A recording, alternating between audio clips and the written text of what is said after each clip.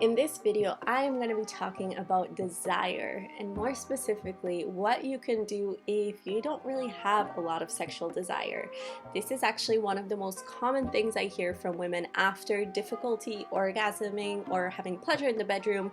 The second most common thing I hear is that they simply don't feel like having sex, and that can be extremely frustrating, especially if you are in a relationship and you would love to be able to have really amazing sexual experiences, but every time it comes to that sexy time of the day, you just don't feel like it and you don't have any inspiration to engage. So in this video, I'll be sharing some tips and some advice on how you can increase your desire and sex drive. Before we dive in, please make sure to give this video a thumbs up and subscribe to my channel if you haven't already. I upload weekly videos on all topics related to holistic sexuality, pleasure, orgasm, sacred sexuality. So if this is something you're interested in, make sure to hit that subscribe button.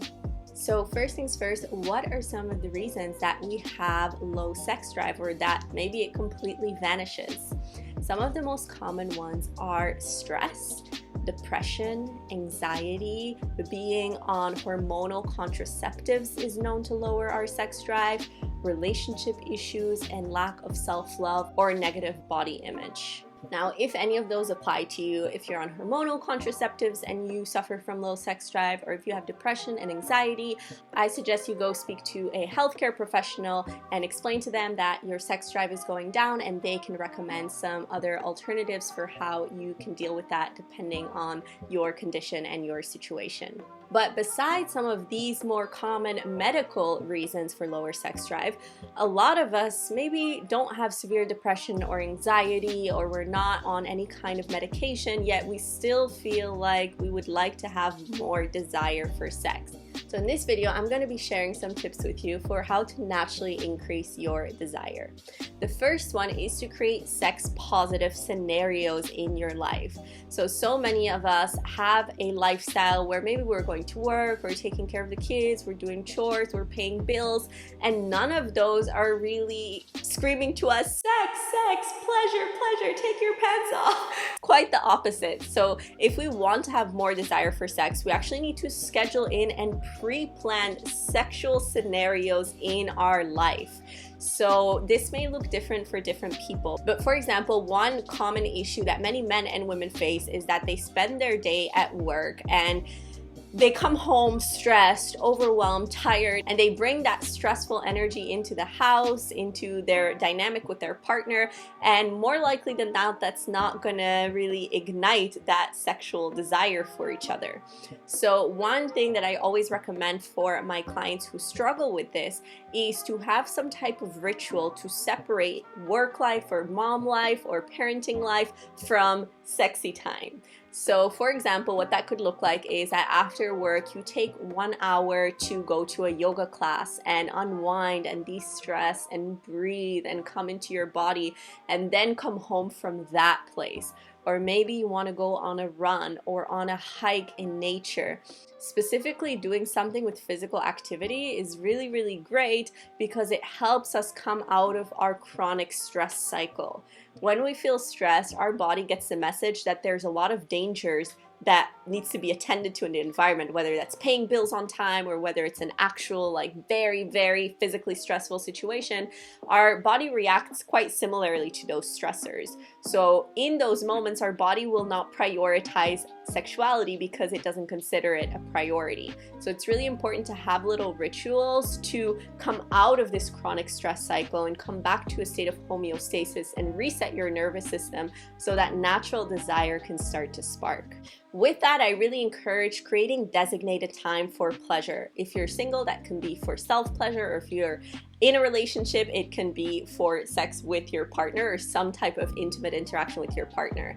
Now, sometimes we feel like sex should always just be spontaneous, but the truth of the matter is that in the beginning of a relationship, things start to happen very spontaneously, but as time goes on and routine kicks in and the novelty fades, what tends to happen is that we never make time for pleasure, and we usually leave sex for the very last priority. So at the end of the day, after you're both exhausted and you worked and you took care of the kids or you did whatever you had to do, then you come into the bedroom and you have no more energy to give your partner. So actually prioritizing pleasure, prioritizing intimate dates with your partner and putting it in your schedule, and making sure that you're not setting those times at the end of the day when you're super tired, but actually giving yourself time to rejuvenate before that special weekly or daily date will really help you to have more desire and to create more spaces for that wanting to be intimate to come up. Now, I also want to mention something about the two types of desire.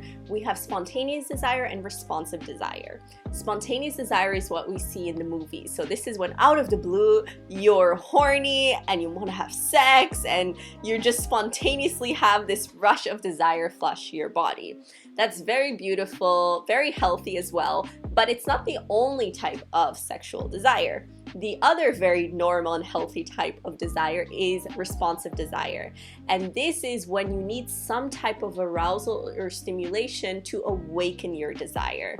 So meaning you don't out of the blue want to have sex, but if your partner comes to you and massages your neck, or if they cook you dinner, or they do something that you feel really seen and really helps you relax, out of that, you respond with desire. So if, as I'm saying this, you start to feel like maybe you have responsive desire, you want to communicate with your partner what type of things they can do that you will respond with desire. So again, for some of you, it may be a sensual massage, or it may be, if you take me out on a date, that always sparks desire in me. And communicate that with your partner so they can help you create more sexy times in your relationship. And you can also do this vice versa. Now, what I've actually noticed is that the more we start to actually prioritize pleasure and de-stress after work and create specific times that are for self-pleasure or for partnered pleasure, we start to have more and more spontaneous desire. That's just something I've noticed in my own life and also in that of the women around me. So know that it's not necessarily that you're only one or only the other. Usually both are there. So sometimes we have spontaneous desire, but knowing about responsive desire can just help us create even more moments for that desire to spring up. My next tip is to do regular sexual self-care practices.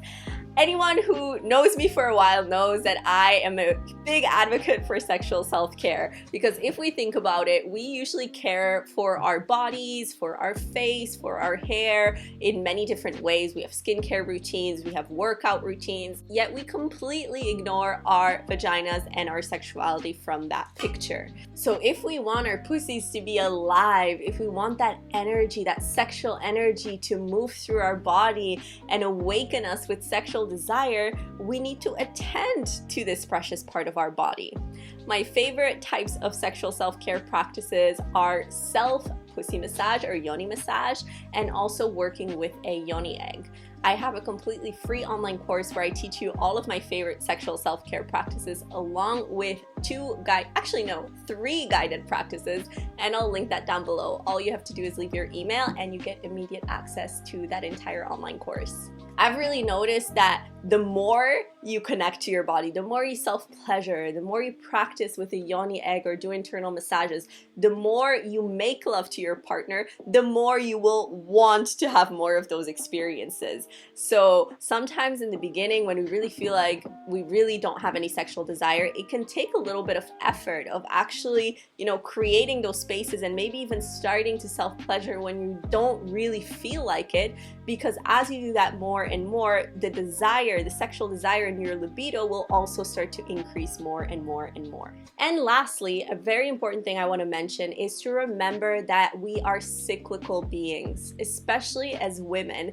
We're very very connected to the earth and to the moon. And just like the earth goes through her cycles, through her seasons, and the moon goes through her different cycles, so do we. So we shouldn't expect to have the same level of high desire and sex drive all the time. It's very natural to have times in the month or in the year where we really feel on fire and juicy and turned on all the time, and times when perhaps we feel more internalized and we feel more introspective and we feel more like we want to go inwards rather than shine outwards. And I just want to say that that's completely normal, and that's a part of being a human, being a woman. We are cyclical, and we should learn to embrace these different phases and cycles that we go through. For example, in the month, you might notice that during your ovulation, you're much more horny, and maybe during your menstruation, less so. Or for some women, it's the opposite. So just remember that you shouldn't expect yourself to be at 1,000% sex drive all the time, but these tips that I shared with you are here if you notice that the majority of the time you don't have sexual desire and you would really like to have more desire. So I hope this video was helpful for you. If you like this video, make sure to give it a big thumbs up and also subscribe to my channel if you haven't already. And I'll see you in the next video.